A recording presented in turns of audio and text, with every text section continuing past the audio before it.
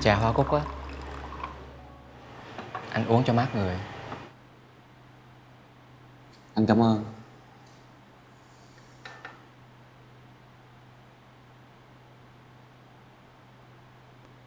Anh tìm em có việc gì hả? Anh muốn gặp em thôi. Vậy để em dẫn anh vào phòng nghỉ ngơi nha.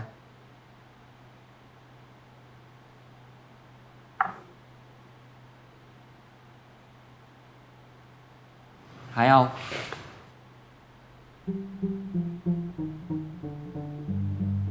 anh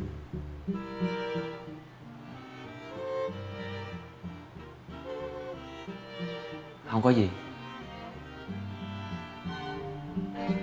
Anh nhớ em.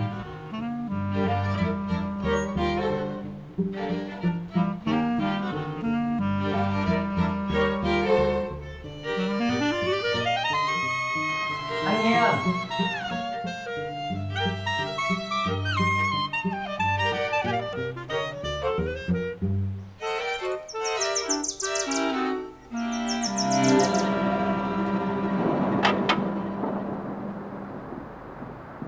Có cần anh phụ gì không?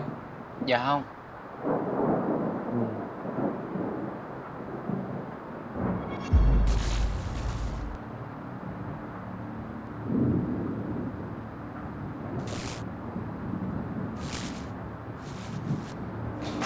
Ai, ui da. Ây da, cái mông của anh. Từ từ. Anh có sao không? Đau thấy bảy không mặt trời luôn á. Xíu nữa tao đem mày đi đốt củi nấu cơm. Đáng ghét. Da. Em còn cười được nữa hả? Thì cũng do anh. Nó tự nhiên do anh. Thì do anh cái ghế của em mới bị gãy nè. Cái ghế của em nó mục rồi. Với lại á, anh thấy mấy cái đồ trong nhà của em nó cũ lắm rồi. Anh chỉ cần búng tay một cái là nó gãy hết á. Anh đừng có chù ẻo nha. Anh không có chù ẻo. Dưới cái bóng đèn này, anh mà chù ẻo thì nó sẽ...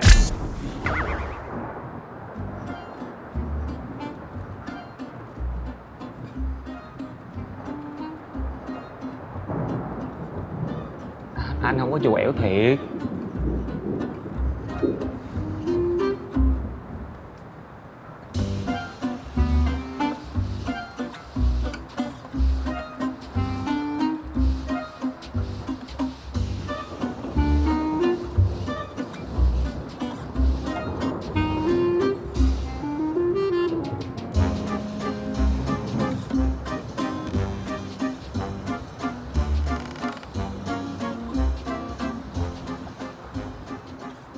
Anh thấy đèn bị nóng, với lại có mùi khét nữa. Anh nghĩ là do nhiệt độ của môi trường với lại độ ẩm không khí cao nên là ảnh hưởng trực tiếp tới các linh kiện của đèn. Hai là do côn trùng nên là anh nghĩ cách sửa đèn tốt nhất là... Thay bóng đèn mới. Hả? Thay giúp em nha.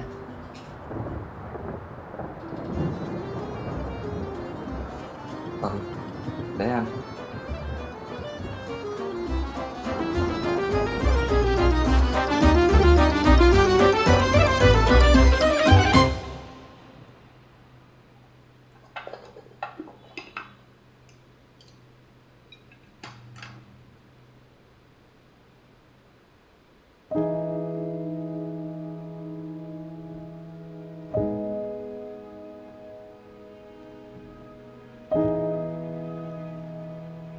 Anh ăn đi.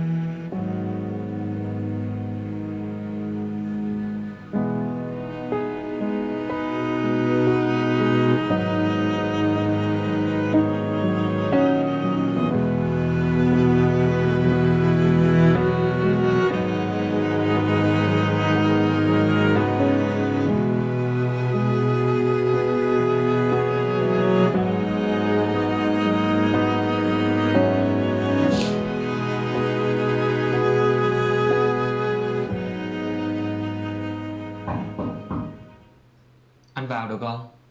Anh vào đi.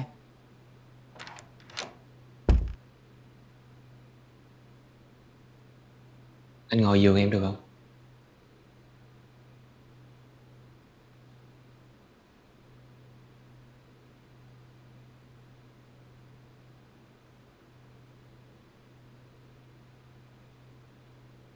Anh vẫn thường nhớ về những ngày mà tụi mình vẫn còn là học sinh. Lúc đó chỉ trông nhanh ra trường vì vất vả ở bài dở trên lớp. Để sau này lớn lên mới nhận ra là việc học là việc dễ nhất trên đời. Anh vẫn ổn mà đúng không?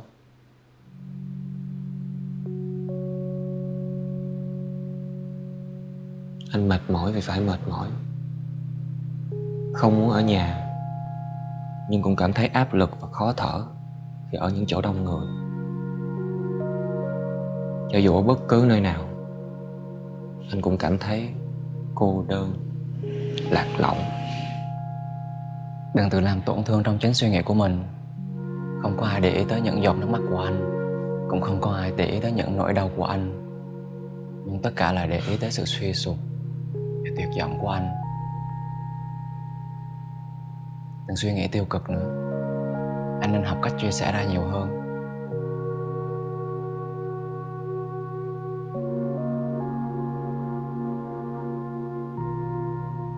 Tại sao em có thể sống tốt khi không có anh vậy?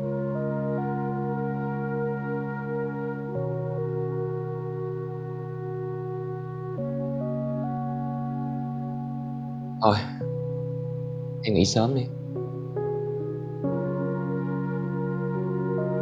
Đừng gửi thiệp mời cho em. Hôm đó em cũng không cần tới đâu.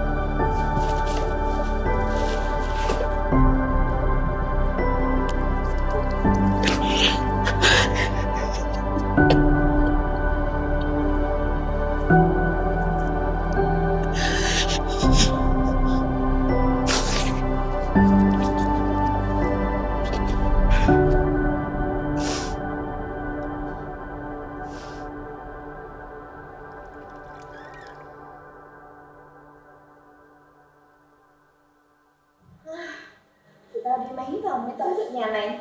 Trời Sài Gòn nóng chảy hết cả nền luôn đấy. Vô mặt tao coi coi. Ấy, sao phấn dữ vậy ba?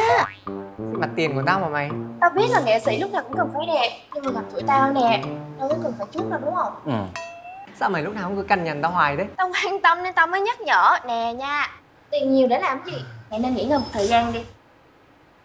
Kệ tao. Ơi, nè tao nói nói này nghe, phấn nhiều vô ha, make up nhiều vô ha, mai mốt hư da mặt hết. Mặc kệ tao đi.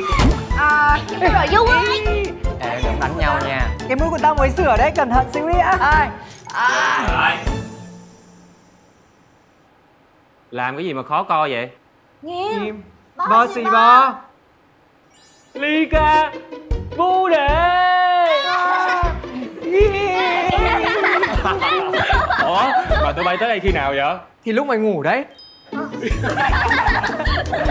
Mời ăn miếng bánh, Ừm. uống miếng nước. Quê. À mà này tụi bay, lâu rồi mình chưa đi chơi nhỉ? Hay đi picnic không? Có thấy hay á. Tao ủng hộ hai tay hai chân luôn. Vậy để tao mua dưa hấu ăn cho mát nhá.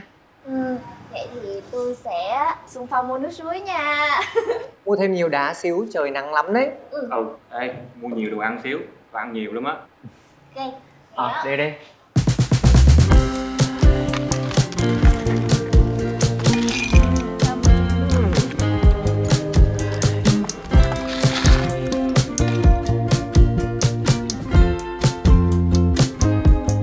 Miley, đưa cái tay đây. Tại sao? Thì đưa cái tay đây tao bảo.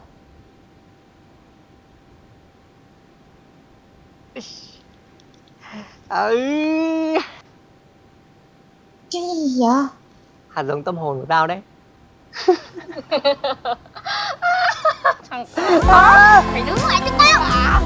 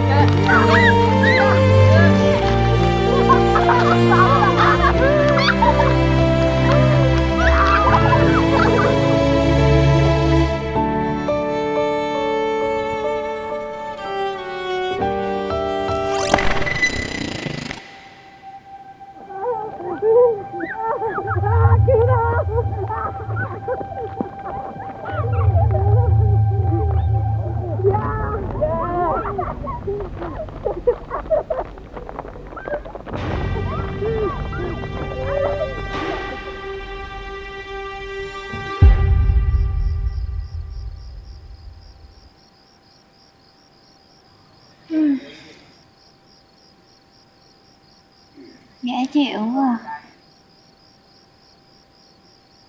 Mát nữa.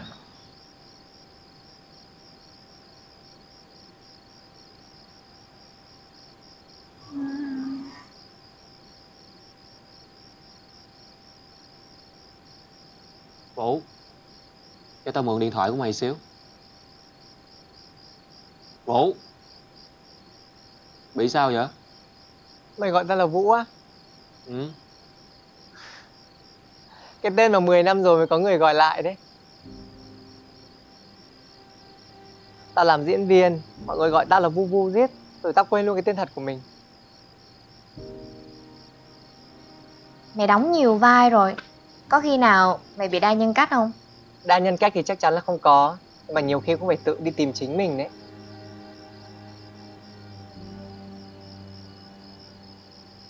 Tự nhiên tao nhớ quê quá. Đứa trẻ rời xa quê nhà với một hy vọng và háo hức tìm đến một thành phố mới. Nhưng thực tế thì lại phũ phàng hơn những gì đứa trẻ đã vẽ trong sơ đồ tương lai của mình. Để rồi chúng quay trở về với tâm hồn của một người từng trải.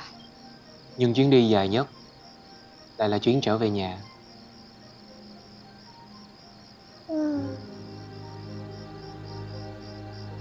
À, Văn này, dạo này có liên lạc với em hàng xóm không đây? Thôi, Mày đâu có nhắc nữa. Em hàng xóm nào? Tính ra nhỏ đó chờ nó 3 năm luôn. Mày đúng là Đồ xấu xa.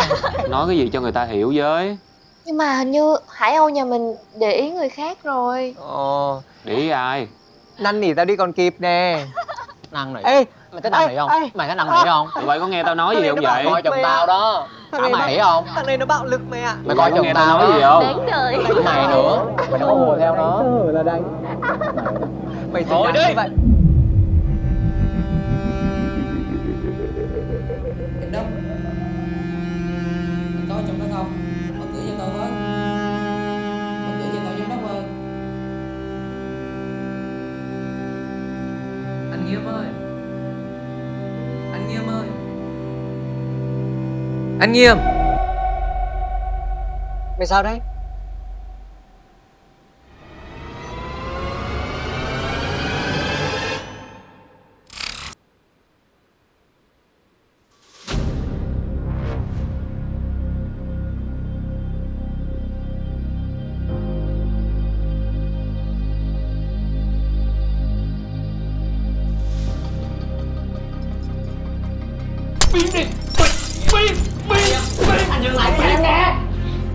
Nghiêu.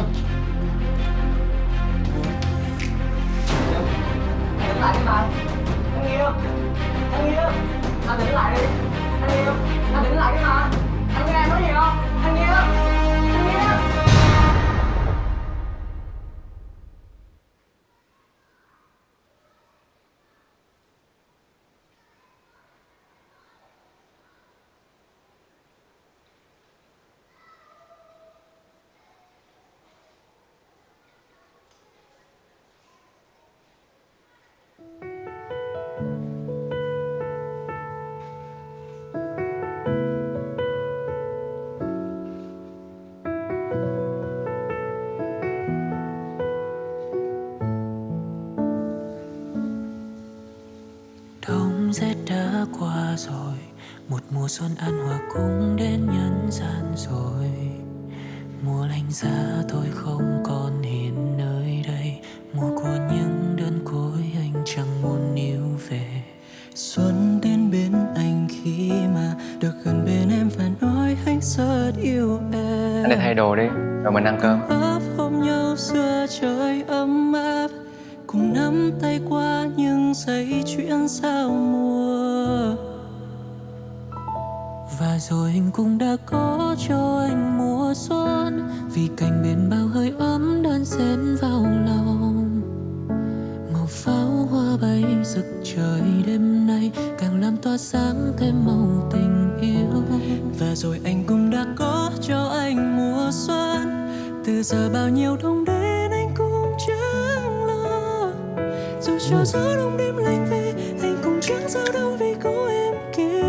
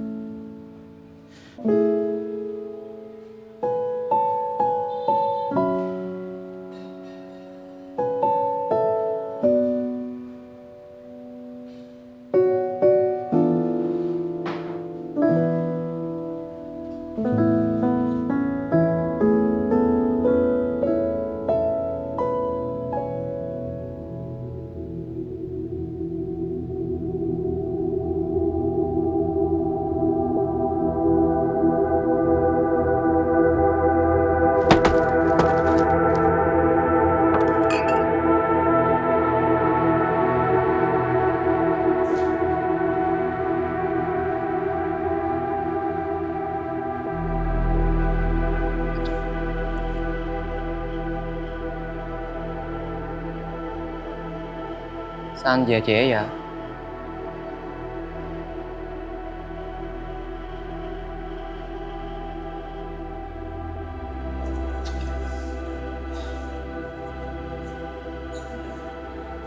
Đừng uống nữa.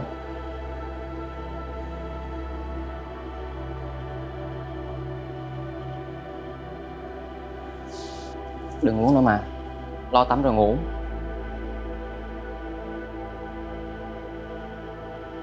Người anh bốc mùi lắm hả? 7 giờ là vào lớp học rồi đó. Đưa cho em. Người anh bốc mùi của một thằng không tiền thất nghiệp đúng không?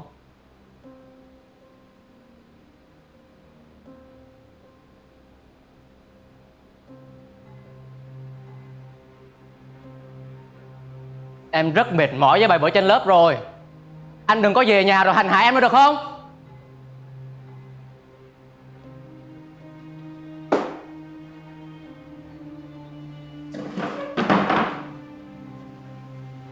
Anh hành hạ em, cơm không có ăn, áo thì mặc không đủ ấm. Rồi bây giờ tới chuyện uống bia em cũng bắt tiết kiệm nữa là sao? Vì lý do gì mà tụi mình thành ra như bây giờ vậy? Một túp lèo tranh, 2 quả tim vàng. Là tại em. Tại em. Tất cả là tại em. Tại sao lại là tại em? Ở ngoài kia làm gì có ai nhận một thằng học sinh chưa tốt nghiệp cấp 3 làm việc? Vì tại sao một thằng chưa tốt nghiệp lớp 12 phải còng lưng đi làm? Anh vì ai? Hả?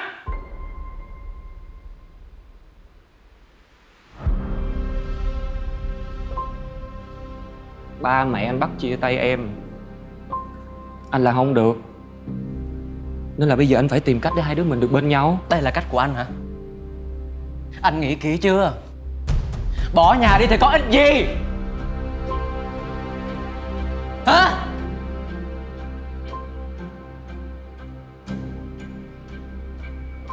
Chuyện đến bước này em cũng mệt lắm rồi. Anh đừng có hành hạ em nữa được không? Mình em biết mệt mỏi hả?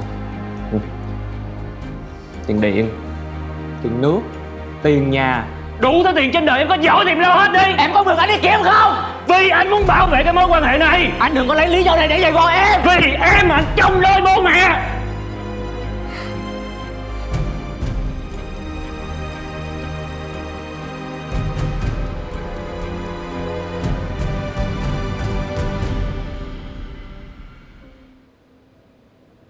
Anh là một thằng bất hiếu. Anh cãi lời người nuôi nấng mình suốt 10 mấy năm qua. Nhưng mà anh yêu em. Anh không muốn em bị tổn thương. Chỉ vì sự cao thượng này của anh á mà em không có quyền được tỏ ra mình mệt mỏi, khó chịu hay thậm chí là bất lực. Em còn không có. Nghiêm, em thấy có lỗi với anh. Là vì em mà anh thành ra như vậy. Là vì thứ tình cảm biến thái này của em.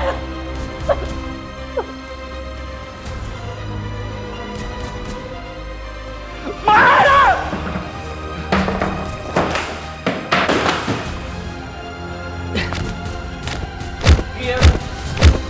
Dừng lại đi. Buông ra! Anh dừng lại đi.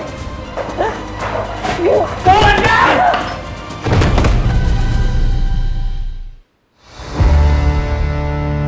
Thấy không?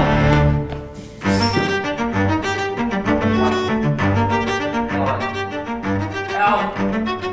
Thấy không? Thấy không?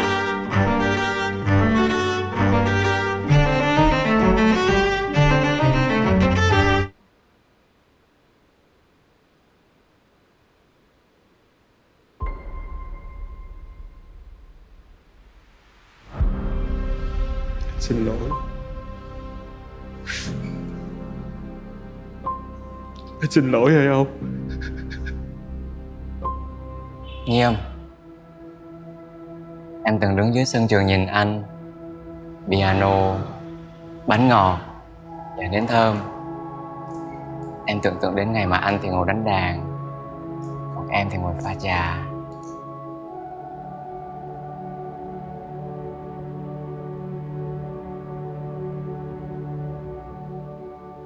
Nhưng mà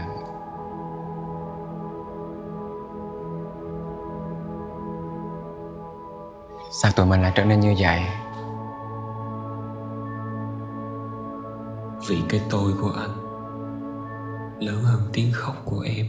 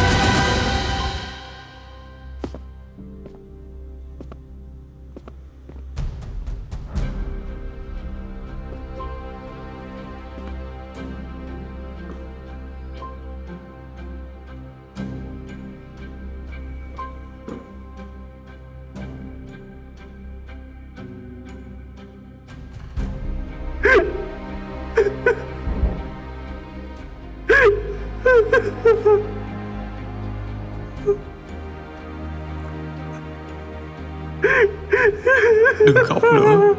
Anh không yêu em nữa. Không yêu nữa. Hải Âu, mở mắt ra nhìn anh đi. Hải Âu, là anh đây. Nhâm Đông, anh có sao không? Mở cửa ra đi Nhâm Đông.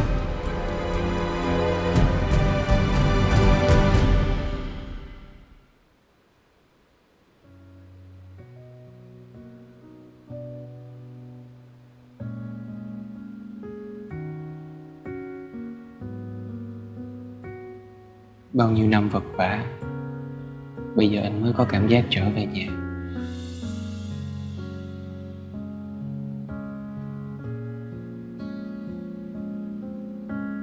Em là nhà của anh. Em là giấc mơ, là ảo mộng anh luôn theo đuổi.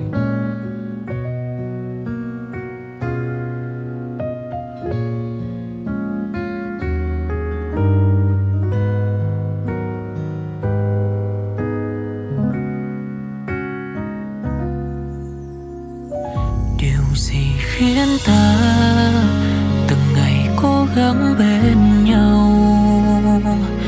Vì giữ lấy nhau làm chi khi tim chẳng còn chung hướng? Quyết định xa nhau là do chúng ta quyết định xa nhau, dù nhớ rất nhiều, dẫu có bao điều mình chẳng thể cùng nhau. Điều gì khiến ta giờ đây trở nên xa lạ, chẳng thể bên nhau thân sao, cạnh nhau chỉ thêm đớn đau. Thôi thì ta nên biết cách buông xuôi, để tập quen với hai từ kết thúc. Chuyện vui xin giữ lại, nỗi buồn anh sẽ